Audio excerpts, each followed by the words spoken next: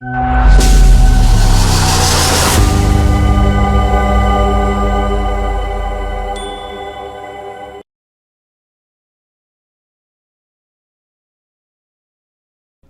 लोकमत राजस्थान में आप सभी का स्वागत है। मैं आपके साथ मोनिका राठौड़। इजरायल और ईरान के बीच चल रहा युद्ध अब भयंकर मोड़ पर आ खड़ा हो गया है। अब ये माना जा रहा है कि इजरायल और ईरान में आर पार की लड़ाई होगी। अभी तक तो ईरान में इजरायल जमकर तबाही मचा रहा था, लेकिन अब ईरान इजरायल में तबाही मचाएगा और इसका कारण है ईरान का साथ देने वाला कुंभकर्ण नींद से जाग गया है और अब ये कुंभकर्ण इजरायल में कयामत की रात लाने को बेताब दिख रहा है। देखिए हमारी खास रिपोर्ट में। हिजबुल्लाह ईरान का साथ देने को तैयार। ईरान की ताकत में इजाफा होगा। इजरायल का आयरन डोम हुआ फेल। क्या अमेरिका देगा इजरायल का साथ?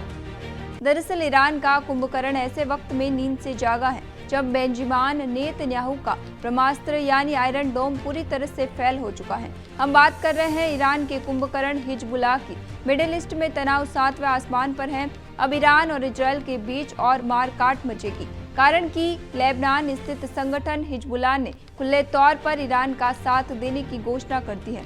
मतलब कि अब ईरान की तरफ से इजरायल से हिजबुल्लाह भी दो हाथ करेगा। हिजबुल्लाह के सीनियर नेता नईम कासिम ने 20 जून को कहा कि हम न्यूट्रल नहीं हैं, हम ईरान के साथ पूरी ताकत से खड़े हैं और वही करेंगे जो हमें सही लगेगा। हिजबुल्लाह के इस बयान ने इजरायल में हड़कंप मचा दिया है, कारण कि हिजबुल्लाह के पास हजारों रॉकेट्स और उन्नत हथियार हैं जो इजरायल के लिए गंभीर खतरा बन सकते हैं। हिजबुल्लाह अब अपनी मिसाइलों से इजरायल पर बमबारी करेगा।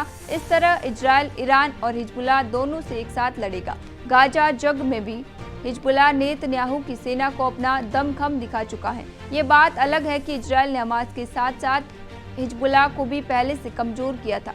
वही रिपोर्ट ये भी सामने आ रही है कि इजरायल के पास अब कुछ ही दिनों के हथियार बचे हैं जिससे वह लड़ सकता है। ऐसे में अगर अमेरिका ने भी अगर इजरायल को धोखा दे दिया तो इजरायल में आम जनता त्राहिमाम करेगी और जमकर मारकाट मचेगी। हालांकि इजरायली प्रधानमंत्री ने चेताया है कि अगर हिजबुल्लाह ईरान का साथ देगा तो अंजाम बहुत बुरा होगा। अभी अमेरिका ने इजरायल को समर्थन देने की बात दोहराई है, लेकिन सीधे युद्ध में शामिल होने से बचा हुआ है। अगर ईरान और हिजबुल्लाह एक साथ इजरायल को घेरते हैं तो युद्ध में कूदना अमेरिका के लिए भी मजबूरी हो जाएगी।